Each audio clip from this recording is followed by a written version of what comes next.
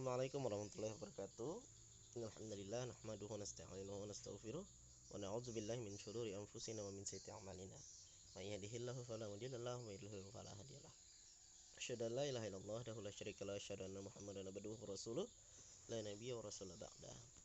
Puji syukur kepada Allah Subhanahu wa taala di mana karena rahmatnya lah kita semua masih bisa belajar bersama walaupun dalam keadaan online, tapi harapan Bapak semangat belajarnya tetap terus ada, jangan bermalas-malasan karena di dalam mahfuzat ulama ya, katakan bahwa Imam Syafi'i mengatakan barang siapa yang tidak mau bersusah-susah dalam belajar ya, barang siapa yang tidak mau berlelah-lelah dalam belajar, maka dia akan menikmati pahitnya kebodohan. Salam serta salam tidak lupa pula kita aturkan kepada junjungan kita Nabi Allah Nabi Muhammad SAW serta keluarga, sahabat dan juga pengikut beliau hingga yaumul kiamah. Anak-anak semua, siswa-siswi MTS Muhammadiyah 1 Samarinda, insyaallah kelas 8 kita akan masuk ke bab kelima ya, tentang nilai dan semangat Sumpah Pemuda tahun 1928 dalam bingkai Bhinneka Tunggal Ika. Nah, sebelumnya Bapak sudah memberikan tugas ya untuk menghafal Sumpah Pemuda. Terima kasih kepada yang sudah mengirimkan. Berkaitan dengan Sumpah Pemuda, ini kita tahu adalah dimana semangat para pemuda bangsa dulu yang mencita-citakan kemerdekaan untuk bangsa Indonesia. Nah, maka dari itu kita jangan sampai melupakan tentang Sumpah Pemuda ini.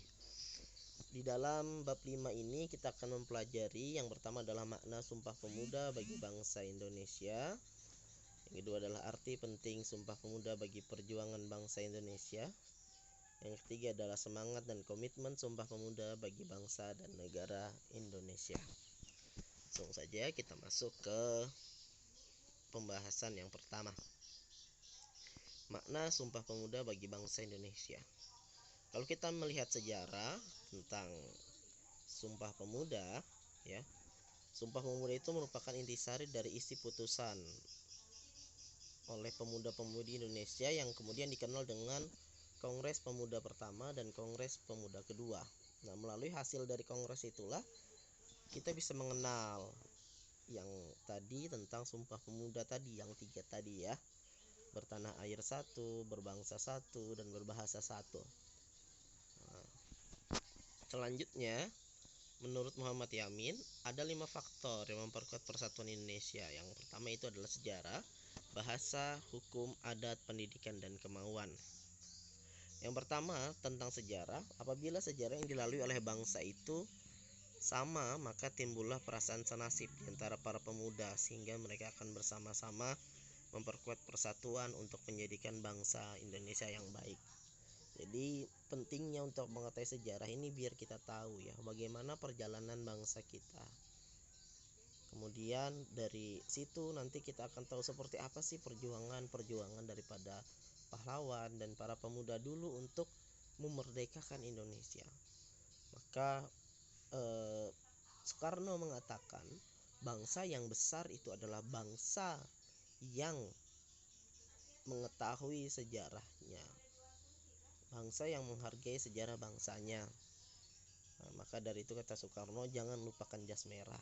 Artinya jangan pernah lupakan sejarah bangsa kita.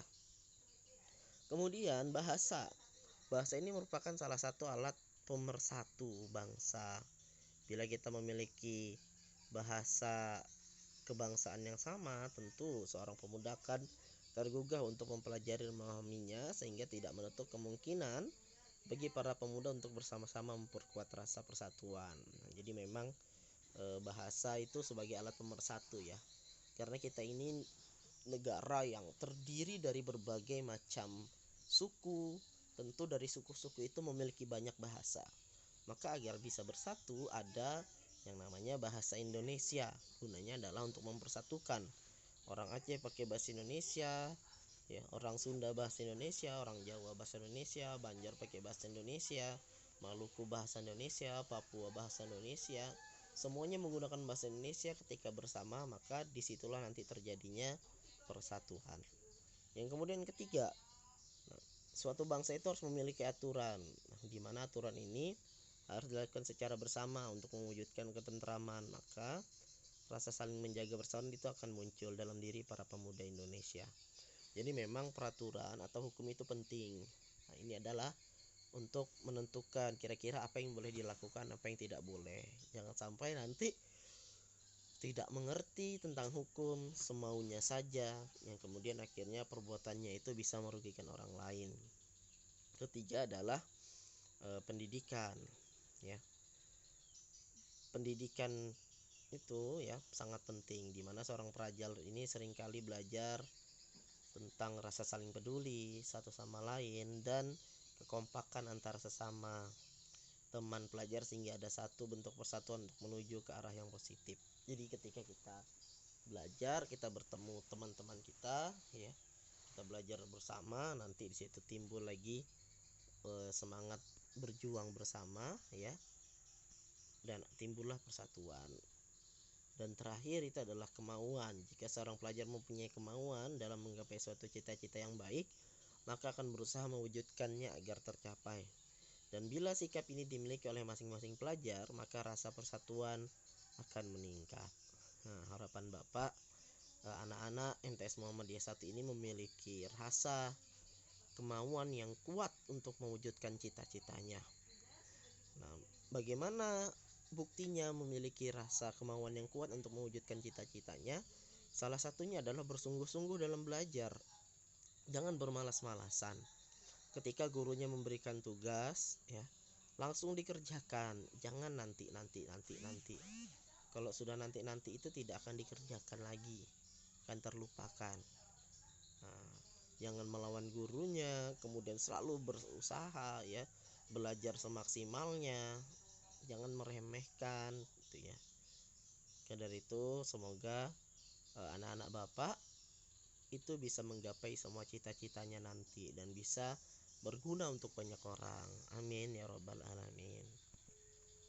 Nah, kemudian tentang makna Sumpah Pemuda, ya, yang pertama adalah makna Sumpah Pemuda masa perjuangan kemerdekaan. Jadi pada saat itu pemuda bagi generasi muda mengandung 3 isi penting momen sejarah, yaitu bertanah air, berbangsa, dan berbahasa satu. Nah, apapun makna dan pengertiannya, satu hal yang pasti adalah bagaimana momen ini harus dijadikan sebagai titik untuk mempersatukan bangsa Indonesia. Kemudian makna Sumpah Pemuda bagi generasi muda dan pelajar, di mana maksudnya adalah untuk mengenang bagaimana semangat para pemuda dalam memperjuangkan bangsa Indonesia. Puncaknya terjadi pada tanggal 28 Oktober 1928. Para pemuda bersatu dalam berjuang untuk tumpah darah Indonesia. Maka anak-anak Bapak juga harus bisa, gitu ya, memiliki semangat untuk menjaga dan membela tanah airnya. Jangan sampai ya diam-diam aja, dan juga harus punya semangat untuk memajukan tanah airnya.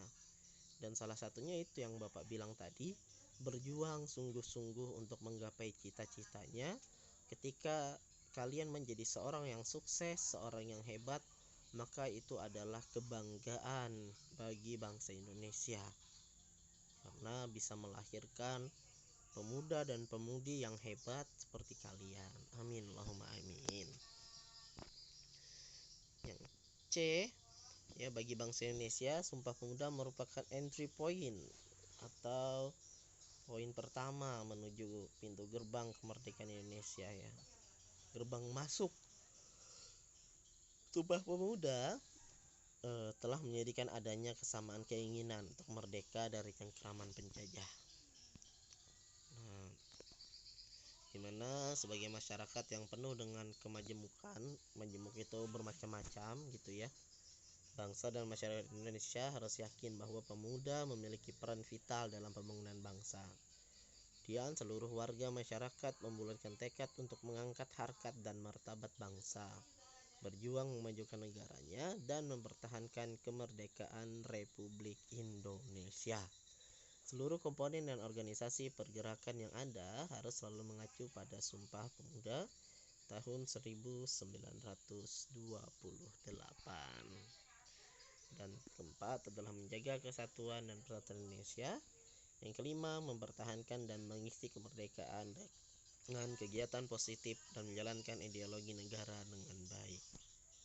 Nah, mungkin itu materi kita hari ini ya.